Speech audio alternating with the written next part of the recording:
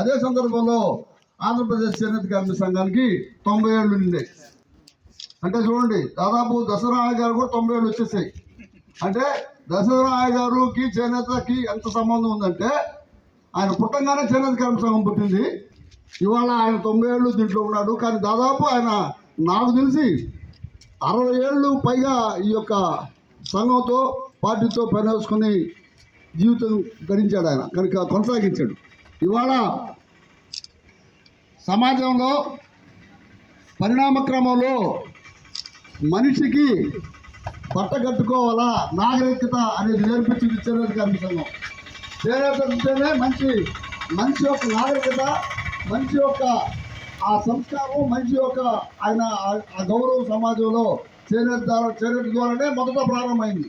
ఇవాళ దాంట్లో టెక్నాలజీ పెరిగి ఫ్యాక్టరీలు రకరకాలు వచ్చి ఉండొచ్చు. అయినా చేనేతకి ఉన్న విలువ ఎక్కడ తగ్గల. ఉప్పాడు చీరలు, ఇప్పుడు ఉప్పాడు గురించి ఉంటున్నాం. ఉప్పాడు చీరలు అంటే ఇవాళ మళ్ళీ పాపులర్ అయిపోయినాయి. ఉప్పాడు చీరలు అంటే నెల్లూరుకు వచ్చి ఉప్పాడిని తీసుకొచ్చి అమ్ముతున్నారు. నాకు తెలిసి 6 సంవత్సరాల క్రితం నా భార్య రాజుకి దాదాపు 20,000 రూపాయల ఉప్పాడు చీరలు గురించి. అంటే ఆ యొక్క చేనేతకి ఈరోజు కూడా ఆదరణ అయితే తగ్గల. ప్రభుత్వం వైపు నుంచి ఆదరణ తగ్గినా ప్రజల్లో ఆదరణ తగ్గల. ప్రజల్లో ఇవాళ ఎక్కడెక్కడి నుంచో వచ్చి వెంకటగిరి చీరలు కొనుక్కుంటారు, ఎక్కడెక్కడో నుంచి వచ్చి పాటూరు చీరలు కొనుక్కుంటారు. అంటే అది చేనేతలో ఉండే గొప్పతనం. చేనేతలో ఉండే గొప్పతనం అది వాళ్ళ యొక్క కళ. అది ఇప్పుడు కూడా సమాజం గుర్తు పెట్టుకునే ఉంది. అది ఆ కళకి ఇప్పుడు కూడా ప్రాధాన్యత ఉంది. ఈ స్థితిలో ఇవాళ పుస్తక సత్యనారాయణ గురించి కూడా నేను చెప్పాలి. ఎందుకంటే దశరథరావు గారితో పార్టీలో పనిచేస్తున్నప్పుడు నెల్లూరుకు వచ్చిన అనేక సందర్భాల్లో వారి మీటింగ్లో నేను పాల్గొన్నా. ఆయన ఎర్రటి ఎరుపు యాక్టర్ లాగుండేవాడు. ఆయన చేనేత లేకుండా ఆయన పుట్టారా చాలా సాదా సీదాగా ఉండేవాళ్ళు. నేను మాజీ ఎమ్మెల్యేగా చూసాను, ఎమ్మెల్యేగా నేను చూడలేదు. మా పార్టీ జిల్లా పార్టీ కార్యక్రమాల్లో వచ్చేవాడు. దసరావు గారి చేనేత మీటింగ్లు తీసుకొచ్చేవాడు ఆయన్ని.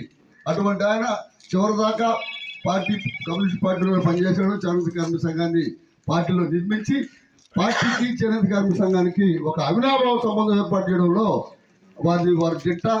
వారిని ఈ సందర్భంలో గుర్తు చేసుకోవడం, దీనికి అసలు వారి పేరు పెట్టుకుంటే బాగుండేదేమో ఈ భవనానికి.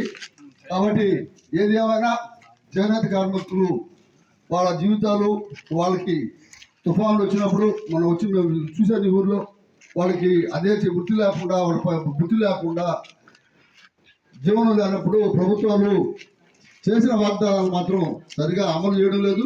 ప్రభుత్వం ఈ సందర్భంలో చేనేత కార్మికులని, చేనేతని తిరిగి దానికి సహాయం చేసి అన్ని రకాలుగా చేనేతని ముందు బిడ్డలో పెట్టి చేనేత కార్మికుల యొక్క బాగోగులు, వాళ్ళ వృత్తిని ప్రజల మధ్యలో పోనిచ్చి వాళ్ళ వృత్తిని మనం బాగా డెవలప్ చేసి చేనేతను డెవలప్ చేసే విధంగా ప్రభుత్వం మాటలు కాకుండా చేతుల్లో చేయాలని చెప్పని ఈ సందర్భంగా తెలియజేస్తూ నాకు ఈ అవకాశం ఇచ్చిన స్థానిక చేనేత నాయకులందరికీ కూడా ధన్యవాదాలు తెలియజేస్తాను.